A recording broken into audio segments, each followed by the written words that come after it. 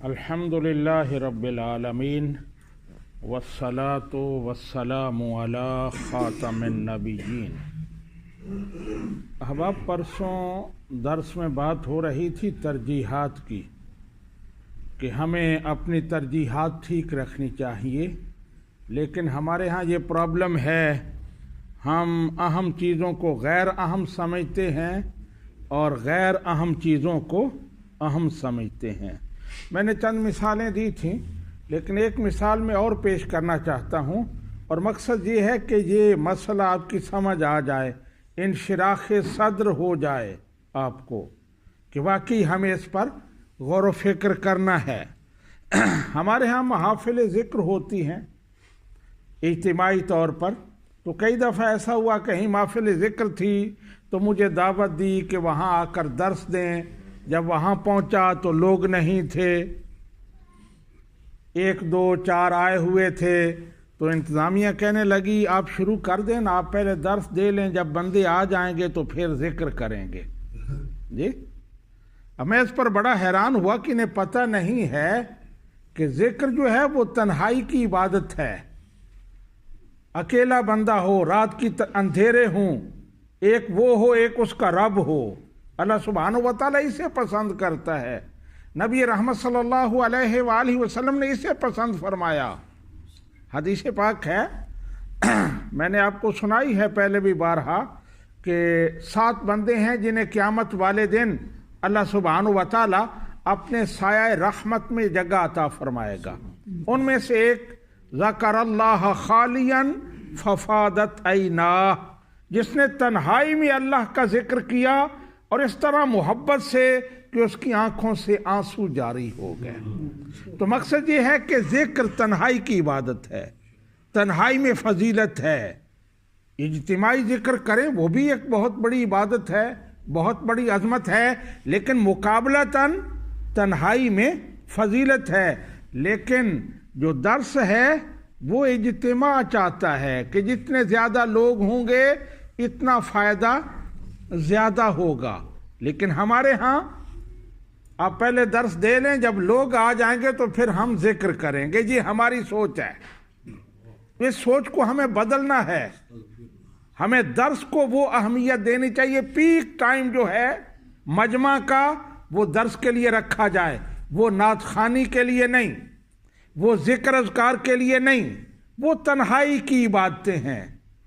नात खानी नात शरीफ पढ़ रहा है, वो अकेला बैठ के पढ़े, 10 बंदे हों 4 बंदे हों, लेकिन जब दर्स हो तकरीर हो तो जितना मजमा ज़्यादा होगा इतना उसका फ़ायदा ज़्यादा होगा। लेकिन हमारे यहाँ ये बात आम है, ये सिर्फ महफ़िल ज़िक्र तक महदूद नहीं है।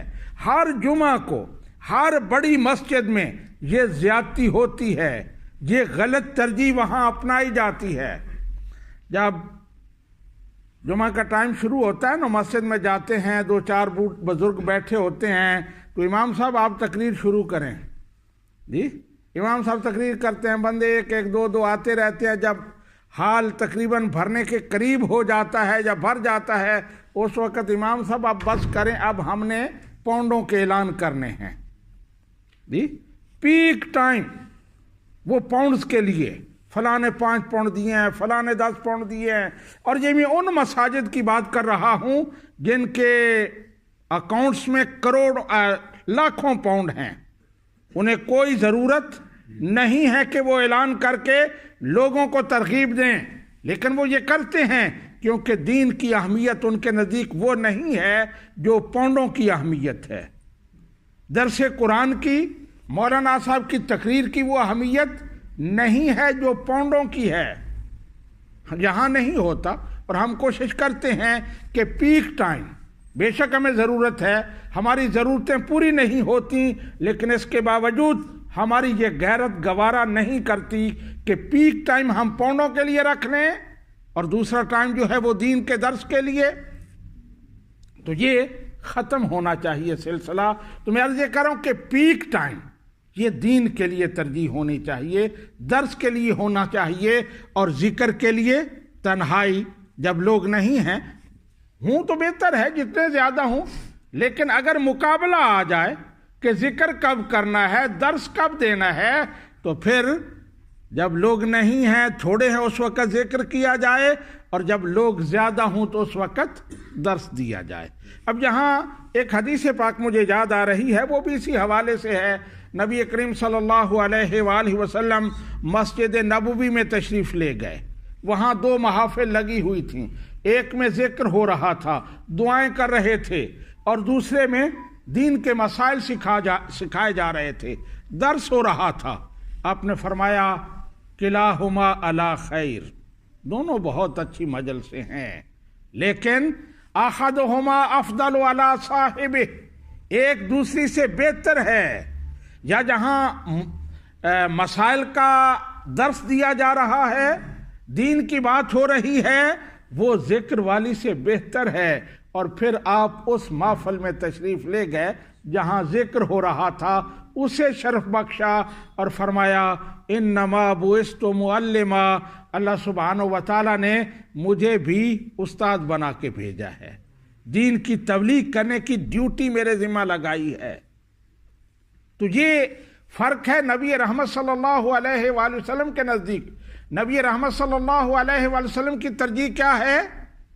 علم، درس قرآن، درس حدیث، درس فقہ، لیکن ہم ترجیح دیتے ہیں ذکر کو۔ اس کا مطلب یہ نہیں کہ میں ذکر کے خلاف بات کر رہا ہوں، اسے کم تر کہہ رہا ہوں، نہیں، ذکر بہت بڑی عبادت ہے۔ آپ نے قرآن و سنت میں اس کے فضائل پڑھے ہیں، آپ نے سنے ہیں، مجھے بات کرنے کی ضرورت نہیں ہے، لیکن میں صرف ترجیحات کی بات کر رہا ہوں کہ جب دونوں آمنے سامنے ہوں گی تو اس وقت ترجیح کسے دینی ہے؟ درس کو، مذاکرہ علم کو۔ ایک اور حدیث پاک ابھی ذہن میں آئی ہے، پوری طرح حاضر نہیں ہے، لیکن اس کا مفہوم عرض کر دیتا ہوں۔ نبی رحمت صلی اللہ علیہ وآلہ وسلم تشریف فرما تھے، حضرت اسرائیل علیہ السلام حاضر ہوئے اور آپ کے غلام کے بارے میں بتایا کہ فلاں جو آپ کا غلام بیٹھا نا، وہ اتنے ٹائم کے بعد وہ فوت ہو جائے گا، گھنٹے بعد، 2 گھنٹے بعد اسے بتا دیں۔ تو آپ نے اپنے اس غلام کو بتایا، فرمایا تیرے لیے یہ پیغام آیا ہے کہ تم 2 گھنٹے بعد، 3 گھنٹے بعد، او کما قال رسول اللہ صلی اللہ علیہ وآلہ وسلم، تم فوت ہو جاؤ گے۔ تو اس نے عرض کی یا رسول اللہ صلی اللہ علیہ وسلم، آخری وقت ہے، تو میں اس میں کیا کروں کہ میری بخشش ہو جائے؟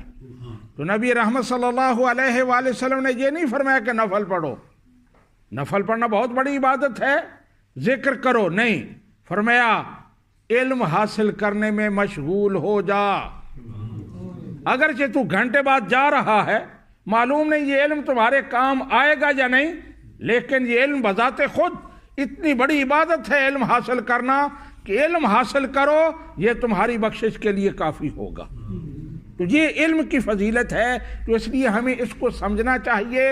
اور یہ جو ہمارا انداز ہے کہ محافل نعت ہوتی ہیں تو وہاں بھی پیک ٹائم نعت خوان لگے ہوئے ہیں، اور اس سے ابتدا میں جب کوئی نہیں ہوتا تو مولوی صاحب 2-4 انہیں بھگتا لیا، تو یہ بالکل غلط ترجیح ہے، خلاف شریعت ہے، ہمیں اس کو بدلنا ہوگا۔ اللہ سبحانہ و تعالی ہمیں عمل کی توفیق عطا فرمائے۔